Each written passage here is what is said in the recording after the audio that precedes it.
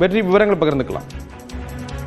ஸ்ரீராம், அதிமுகவில் மீண்டும் பிரிந்து சென்றவர்களை ஒருங்கிணைக்க வேண்டும் என்ற ஒரு விவகாரத்தை மையமாக வைத்து செங்கோட்டையன்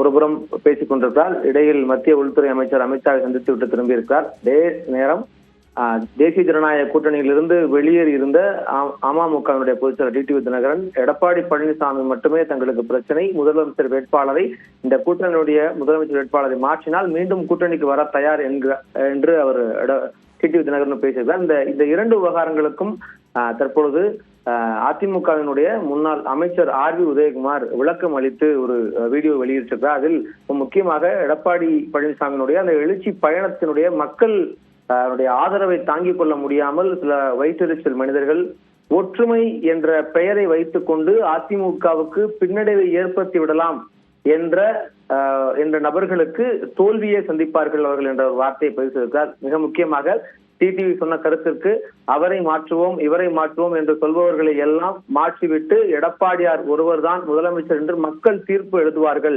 என்றும் உதயகுமார் தெரிவித்திருக்கிறார். மிக முக்கியமாக இந்த அதிமுக பாஜக கூட்டணியை முதலமைச்சர் ஸ்டாலின் ஏதாவது குழப்பத்தை ஏற்படுத்த முடியுமா என்று அவர் முயற்சிப்பதாகவும் தெரிவிக்கிறார். மேலும் அதிமுகவில் குட்டையை கிளப்பி மீன்பிடிக்க முடியுமா என்ற பகல் கனவிற்கு சில பேர் இரையாகி போகக்கூடிய ஒரு நிலைப்பாடு இருக்கிறது. இந்த அதிமுகவுக்குள் பிரச்சனை இருக்கிறது, உட்கட்சி பூசல் இருக்கிறது என்பது ஒரு மாய தோற்றம் என்ற வார்த்தையும் உதயகுமார் தெரிவித்திருக்கிறார்.